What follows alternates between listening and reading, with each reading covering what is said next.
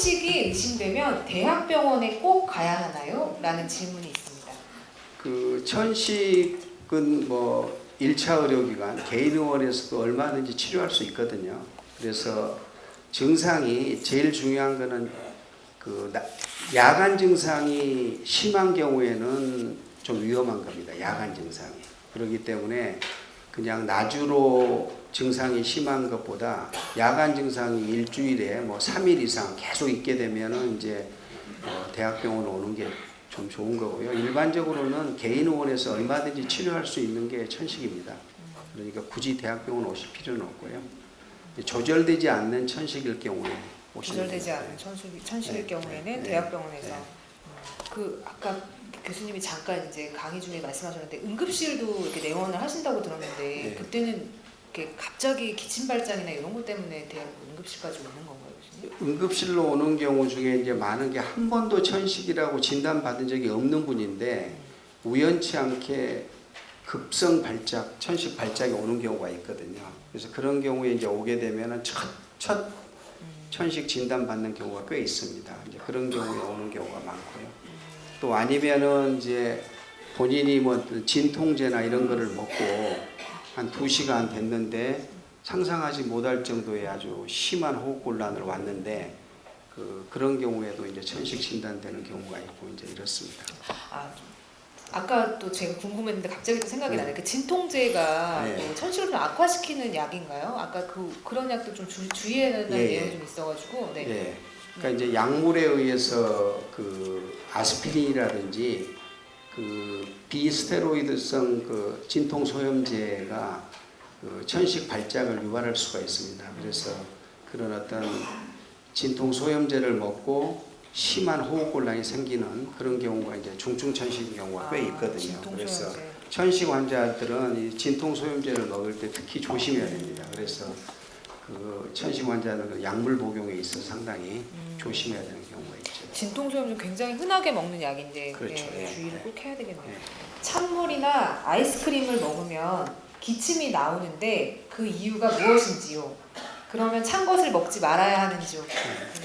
네. 일반적으로 그 기도 쪽이라든지 코 쪽은 차고 건조한 게 가장 안 좋습니다. 그러니까 우리가 이제 이 코라든지 입을 통해서 호흡을 하게 되는데 이 차고 건조한 것이 가장 큰 자극이거든요. 그래서 천식 환자나 알레르기 비염 환자가 가장 나빠지는 게 차고 건조한 겁니다. 그래서 차고 건조한 것에 노출되면 천식 환자가 아니고 일반인 환자도 자극이 가기 때문에 문제가 될 수 있는데 만일에 천식이나 알레르기 비염 환자가 있는 경우에는 증상이 유발되는 겁니다. 그러니까 그걸로 인해서 이제 천식 환자나 알레르기 비염 환자는 발작이 올 수 있는 거고 정상인 환자도 증상이 일시적으로는 올 수 있는 거죠. 그래서 우리가 일반적으로 기도라든지 코 점막은 항상 따뜻하고 촉촉하게 해주는 게 이렇게 보호를 해주는 겁니다. 그래서 만일에 천식 환자들은 초가을이라든지 초겨울에 외출을 하게 되고 아침에 산책을 하게 가게 되면 일단 마스크를 하고 가는 게 좋습니다. 마스크를 하고 나가서 여기 입김이 서려가지고 좀 따뜻해졌을 때 마스크를 벗는 게 안전한 거고요. 그냥 집안에 있다가 바로 외출을 해가지고 갑자기 찬 공기나 이 건조한 공기 확 노출이 되면 순간적으로 천식 발작이 유발될 수 있기 때문에 조심하는 게 좋습니다. 차고 건조한 공기 딱 요즘 날씨가 예. 차고 건조한데 좀 주의를 해야 되겠네요. 좋아요. 따뜻하고 촉촉한 것은 기도에 항상 좋은 거고. 예. 네. 코 점막이나 기도 점막에는 따뜻하고 촉촉한 게 항상 네. 좋습니다. 알겠습니다. 경구제가 먹기 수월한데 그래도 이제 흡입제가 주요 치료제인데 이제 흡입제를 꼭 써야 하는 이유가 있나요? 지금 현재 그 항염증 제제로서 가장 아까도 말씀드렸지만 항염증 제제, 그러니까 천식이든 알레르기 비염이든 아토피 피부염이든 다 아토피 피부염은 피부에 염증이 생긴 거고 알레르기 비염은 코 점막에 염증이 있는 거고 기관지 천식은 숨 쉬는 길에 염증이 있는 겁니다. 그러니까 염증 치료를 해야 되는데 이 염증 치료에 가장 좋은 약이 스테로이드입니다. 이 스테로이드를 먹는 약이나 주사제로 쓰게 되면 우리가 원하는 거는 숨 쉬는 길 혹은 코 점막, 피부에만 염증을 치료를 해야 되는데 먹는 약이나 주사제로 쓰게 되면 뼈에도 가고 위에도 가고 전신에 가게 되니까 다른 데 다 나쁜 영향을 주게 되는 거죠.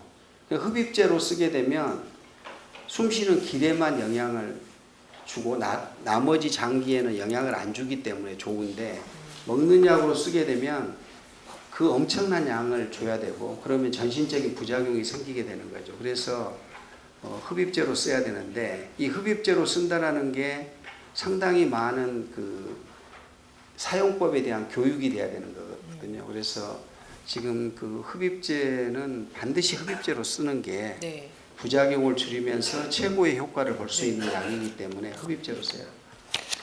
보니까 저희가 흡입제 사용률이 굉장히 떨어진다고 그러더라고요. 네. 우리나라가 한 36%로 다른 OECD 국가에 비해서 뭐 싱가포르 이런 데 한 80%까지 네. 천식 환자의 흡입제 사용률이 높은데 네. 우리나라는 그 절반도 안 되는 네. 그 사용률이 좀 떨어지는 이유가 있을까요, 교수님? 그러니까 우리나라의 이제 문화죠. 우리나라는 너무 오래전부터 또 그 약이라 그러면 다 이렇게 그냥 털어서 물에다가 먹어야 약이라고 생각을 하지 어떤 기구를 이용해서 이렇게 하는 거는 굉장히 그 약이라는 생각을 못 했던 거고요. 그거는 이제 그 의사들조차도 사실은 그런 이런 이제 우리가 말하는 그 디바이스라 그러는데요. 그러니까 흡입제라는 거를 이런 거에 대해서 익숙치 않았던 겁니다. 근데 이제 지금은 그런 환자에게 부작용을 줄이면서 효과는 최대로 볼 수 있는 이런 기구를 이용한 약물 전달 이런 부분들이 이제 굉장히 중요한 건데 이런 부분들에 대한 인식 전환이 있어야 되는데 그런 부분 또 하나는 이제 이런 약제들은 한 통을 가지면 한 달을 쓸 수 있는 거거든요. 그러니까 환자에게 이걸 하나를 처방하면 한 달 후에 오게 되는 거고 3개를 처방하면 3달 후에 오게 되는 거고 이제 이런 부분이 있는 거고 그래서 이거 굉장히 중요한 거고요. 그래서 그런 부분에다가 우리 문화가 이런 거를 통해서 하는 것을 다른 사람이 보는 것도 좀 쑥스러워하는 것 같아요. 제가 볼 때는 환자들이. 그러니까 혼자서 쓰는 거는 문제가 없는데 그런 부분하고 또 하나는 사용법의 미숙. 사실 어르신들이 그거를 우리가 교육관을 통해서 교육을 시키지만 이것을 한번 교육을 받고 가지만 다음에 와서 또 쓰게 되면 또 해보라 그러면 또 틀리게 사용하고 있고 매번 올 때마다 체크해도 계속 틀리고 1년 후에 해봐도 또 틀리고 그러니까 결국 처방은 했지만 계속 잘못 사용하고 있는 거예요. 그러다 보니까 현식 조절이 잘 안 되고 있는 거고 그러니까 흡입제가 중요한데 처방은 냈음에도 불구하고 환자가 제대로 사용 못하고 있는 부분 또 이것을 선호하지 않는 부분 뭐 여러 가지 부분이 문제가 되고 있는 거고 지금 현재 선진국에서는 당연히 흡입제가 가장 중요한 치료고 교과서적으로도 가장 중요한 치료입니다. 그러니까 이 부분은 지금 뭐 학회라든지 협회라든지 또 이런 곳에서 굉장히 많은 교육을 함에도 불구하고 처방률도 낮고 또 환자나 보호자나 선호도도 좀 떨어지고 또 하나는 사용법이 미숙하고 또 나라에서는 이런 교육 상담료도 아직 책정이 안 되어 있고 뭐 이런 네, 부분들이 그 얘기는 많이 하시더라고요. 네, 그런 워낙 부분들이 복합적으로 사용법을 설명하는데 시간이 시간이 굉장히 너무 많이 많이 걸리는데 네. 네, 뭐 이렇게 대학병원 같은 붐비는 그런 곳에서는 그 네. 충분한 설명을 하기가 네, 그렇습니다. 여의치 않다라는 얘기가 있습니다. 스테로이드를 10년 복용하고 계신다고 합니다. 더 이상 약이 없어서 힘든데 약을 끊어도 생활을 할 수 있을까요? 스테로이드를 먹는 약으로 그런 얘기는 아직 안 나왔는데 그냥 스테로이드제를 쓴다는 말씀. 먹는 약인지 흡입제인지는 잘 모르겠어요. 복용인 걸로 봐서는 그 이게 약을 끊기가 어렵게 됩니다. 이렇게 되면. 그러니까 스테로이드라는 거는 우리 몸에 콩팥 위에 부신이라고 있습니다. 그 부신이라는 데서 스테로이드를 만드는 데거든요. 근데 밖에서 스테로이드를 계속 먹게 되면 우리 몸에서 부신해서 스테로이드를 안 만들게 됩니다. 그러니까 이제 우리 몸에서 스테로이드를 만드는 게 엄청 중요한 거거든요. 근데 이거를 안 만들게 되면 우리 몸이 다 망가지게 되는 겁니다. 그러니까 밖에서 스테로이드를 계속 먹게 되면 우리 몸에서 머리에서부터 이렇게 축이 있어요. 스테로이드를 만드는 이게 축이 망가지게 되는 거예요. 이걸 끊어버리게 되면 어떤 문제가 생기냐면 이 세상에 의욕이 다 없어지게 되고, 그리고 지금 이 스테로이드를 계속 드시게 되면 우리 몸의 전 몸의 장기에 엄청난 악영향을 미치고 있는 거예요. 뼈부터 시작해서 모든 장기에 악영향을 미치고 있는 거죠. 그래서 10년이나 복용하셨어요. 굉장히 어려운 문제가 생기는 거예요. 그래서 제가 말씀드린 대로 이 항염증 제제로 스테로이드가 엄청나게 좋은 약임에도 불구하고 부작용이 있기 때문에 효과는 높이면서 부작용을 줄일 수 있는 방법은 흡입제밖에 없는 겁니다. 천식 환자에서 흡입제도 아주 오랫동안 장기간 쓰게 되면 부득이하게 적은 용량이지만 부작용이 생길 수 있는 거거든요. 그렇기 때문에 흡입제를 써야 되는 겁니다. 그럼 교수님 이분은 10년을 약을 드셨는데 네. 지금이라도 이거 흡입제로 바꿔도 괜찮나요? 흡입제를 쓰면서 줄일 수 있어야 되고, 만일에 이분이 어떤 생물학적 제제, 아까 말했던 네. 주사제, 아주 중증 천식이다 그러면 혹시 생물학적 제제의 적응증이 된다 그러면 스테로이드를 줄일 수 있는 방법을 찾아봐야 됩니다. 네. 이제 중증 천식 말씀하셔서 또 여쭤보고 싶은 게 이제 최근에 중증 천식이라고 해서 따로 조금 분류가 되고 또 약도 좋은 약이 나왔다고 들었어요. 중증 천식에만 사용할 수 있는 약. 중증 천식이라는 게 어느 정도로 심한 천식을 얘기하는 건지 좀 말씀 좀 예. 이제 천식 환자도 가벼울 때는 숨이 막힐 정도로 곧 죽을 것 같은 상태임에도 여도 아까 말씀드린 대로 치료를 하게 되면 정상 사람같이 돌아가거든요. 근데 이것도 만성적으로 치료가 잘 안 되면 COPD 환자같이 항상 어느 정도의 평소에도 이 숨이 차게 됩니다. 근데 중증 천식이 되게 되면 중증 천식 환자가 전체 천식 환자의 한 5% 정도 됩니다. 이런 분들은 항상 일정 부분에 평소에 숨이 차게 되거든요. 그래서 이 중증 천식 환자는 고용량의 스테로이드에 다른 여러 가지 약제를 복합적으로, 또 심지어 먹는 스테로이드까지 줌에도 불구하고 천식 조절이 안 되는 분들이 있어요. 이런 분들 중에 일부가 요즘에 생물학적 제제, 이제 여러 가지 좀 전문적인 용어인데 주사 치료제가 좋은 약들이 나와 있습니다. 현재는 보험이 되지 않고 비급여인데 거기에 해당되는 환자분들에게 굉장히 좋은 약제가 이제 나와 있는데, 이런 약제를 쓰게 되면 상당히 이제 좋은 효과를 볼 수가 있죠, 지금. 그래서 혹시 이분이 먹는 스테로이드를 쓸 정도인데 만일에 거기에 해당이 된다 그러면은 이런 스테로이드를 현저하게 줄일 수 있는 이제 그런 치료를 볼 수도 있겠죠. 생물학적 제제는 이제 스테로이드하고는 전혀 다른 약입니다. 그건, 네. 예. 아까 중증 천식은 지금 현재 있는 약으로는 조절이 잘 안 잘 돼서 되는, 예. 네, 숨이 차가지고 일상생활이 어려울 정도로 심한 예, 천식을 예. 가지고 있는 예. 거죠. 중증 천식 환자라고 할 수 있고요. 어려운 얘기 했으니까 조금 쉬운 얘기로 저도 궁금한데, 추워지니까 기침이 심해지는데 도라지가 효과가 있나요? 교수님 좀 궁금합니다. 이제 일반적으로 뭐 민간요법들로 많이 쓰고 있는 게 이제 은행이라든지 뭐 도라지라든지 배즙 뭐 이런 것들 많이 쓰고 있는데요. 뭐 사실은 저는 도움이 안 된다 이런 이야기는 잘 하지 않습니다. 아까도 제가 누누이 말씀드렸지만 이렇게 따뜻하고 습하게 해주니까 이게 촉촉하게 해주는 건 항상 기도에는 도움이 되는 겁니다. 마르고 건조하고 차갑게 하는 게 가장 나쁜 거고요. 그래서 뭐 그런 차원에서는 기도는 항상 그렇게 해주는 게 좋기 때문에 도라지를 뭐 차를 만들어서 먹는다거나 즙으로 먹는다고 해서 뭐 나쁠 건 없겠네요. 예, 네. 그렇습니다. 그렇지만 치료는 제대로 하면서 환자라고 예. 한다면 예, 하는 게 그렇습니다. 좋겠죠.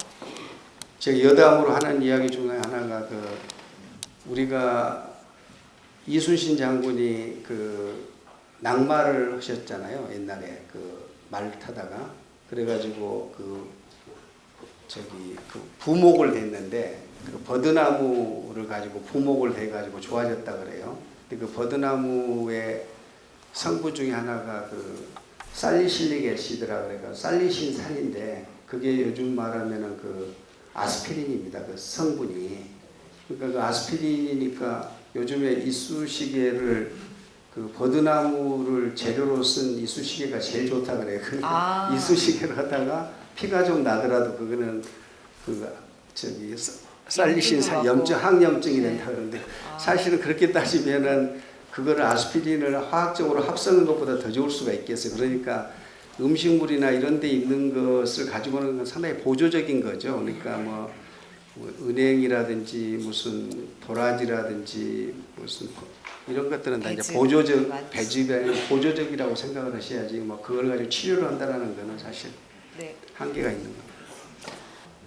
여러 개가 있는데 되게 정성 들여서 이렇게 써주신 것 같아서 겨울에 발생하며 처음에는 재채기로 시작해서 콧물이 나오다가 다음에는 목이 아프고 누런 가래가 섞여 나오다가 이 막판에는 마른 기침만 꽤 오랫동안 지속됩니다. 천식의 증상인가요? 아니면 다른? 그거는 네, 그러니까 이런 게 이제 굉장히 흔한 것 중에 하나인데요. 이거는 아마 목감기 형태인 것 같아요. 처음에는 이제 콧물 감기 비슷하게 하다가 목이 아프면서 누런 가래가 나오고 그 다음에 조금 좋아지면서 목 쪽에 자극이 가면서 마른 기침만 나오는 거니까 이건 그냥 천식은 아닙니다. 천식은 아니고. 예, 천식은 네. 아니고. 일반적으로 감기는 바이러스이기 때문에요. 2주 이내의 기침으로 대부분 좋아지게 되는 거고요. 천식 기침은 3주 이상 대부분 지속되는 기침. 3주 이상 지속되는 기침. 이제 현장에서 좀 질문을 받도록 하겠습니다. 가래를 동반하는 기침 천식이 있고 가래가 전혀 없는데도 마른 기침만 하는 천식이 있거든요. 그러니까 이제 그 천식이라는 병이 결국은 이제 원래는 이론적으로는 뮤커스라서 점액전이 일반적으로는 그 아까 보여드렸던 정상기관지하고 그 다음에 천식기관지를 보여줬을 때 가래 끈적끈적한 가래, 단순한 가래가 아니고 잘 떨어지지 않는 점액전, 끈적끈적한 가래를 가지고 있는 게 전형적인 천식입니다. 근데 이제 사람에 따라서 이렇게 점액전이 별로 없는 천식 환자, 기침만 주로 하는, 그러니까 기침형 천식이라는 게 있거든요. 그래서 기침형 천식은 호흡곤란이 별로 없습니다. 기침만 주로 하는 거죠. 그래서 그걸 가지고 어떤 게 중증이냐 아니냐 하기는 어렵지만 기침만 있고 호흡곤란은 별로 없고 쌕쌕거림도 별로 없는 천식이 일반적으로 경증 천식입니다. 예. 그리고 이제 점액전이 많고 호흡곤란이 있고 이런 게 조금 더 중증 천식이고요. 비대면 검사했을 때 일반 정상인의 예. 대개 몇 프로 정도 수준 이하를 그래도 천식으로 의심할 수 있습니까? 예. 중요한 질문이신데요. 우리가 이제 천식은 일반적으로는 의사는 가장 중요한 거는 병력을 가지고 이제 진단을 하게 되는 거고 객관적으로 폐기능 검사를 하게 되는데 아까도 말씀드렸듯이 환자가 병원에 올 때 숨이 안 차고 올 때가 있거든요. 그럼 폐기능 검사를 하면 정상으로 나와버리는 겁니다. 근데 야간과 새벽에 숨이 차서 깨고 기침을 할 때는 그때 폐기능 검사를 할 수가 없거든요. 그때 하면 아마 폐기능이 떨어져 있을 거예요. 근데 천식 환자는 항상 폐기능이 떨어져 있는 게 아니고 숨이 찰 때만 폐기능이 떨어지는 거예요. 그러니까 근데 환자가 만일에 병원에 왔을 때 폐기능이 떨어지고 숨이 찬 상태에 병원에 오게 되면 그때는 폐기능 검사를 하면은 정상인보다 폐기능이 70% 이렇게 떨어진 상태로 오게 되면 폐기능 검사를 하고 기관지 확장제를 주게 되면 천식 환자는 기관지 확장제를 주게 되면 폐기능이 좋아져 버립니다. 그게 특징이에요. 가역적인 거예요. 근데 흡연에 의한 COPD와 같은 병은 기관지 확장제를 줘도 폐기능이 좋아지지 않습니다. 천식은 이게 가역적이라는 거. 그러니까 바로 기관지를 넓혀주는 약을 주게 되면 기관지가 풀린다라는 특징을 가지고 있어요. 그래서 이제 그렇게 진단이 되는데 아까 제가 천식 유발 검사라는 이야기를 드렸잖아요. 야간과 새벽에는 폐기능이 떨어져서 못 하는데 병원에 왔을 때 정상으로 왔어요. 그러면은 그때는 이제 천식 유발 검사를 하면 정상인과 달리 지금은 정상일지라도 유발 검사를 하면 양성으로 나오는 그런 검사를 할 수가 있거든요. 그래서 폐기능 검사를 아까 말씀드린 얼마가 떨어졌으면은 천식이냐 그렇게 진단을 하는 건 아니고요. 환자가 숨이 차서 왔을 때는 폐기능 검사를 해가지고 떨어져 있고 그다음에 기관지 확장제를 줘가지고 정상으로 돌아오면 아 이게 천식이다 이렇게 진단하는 거고 왔을 때 폐기능 검사가 정상일지라도 유발 검사를 해서 천식 그 기도가 수축이 되면 그게 또 천식이다 이렇게 이제 이런 형태로 진단하게 됩니다. 약을 흡수하는 방법이 흡입식이 있고 먹는 방법이 있고 주사하는 방법이 있다고 하셨는데 예, 그 기관지 천식은 입으로 흡입하는 거고요. 알레르기 비염만 코로 흡입하는 코로 하는 겁니다. 알레르기 비염. 네, 이것으로 토크쇼 마치도록 하겠습니다. 다시 한번 수고해주신 교수님께 말씀드리겠습니다.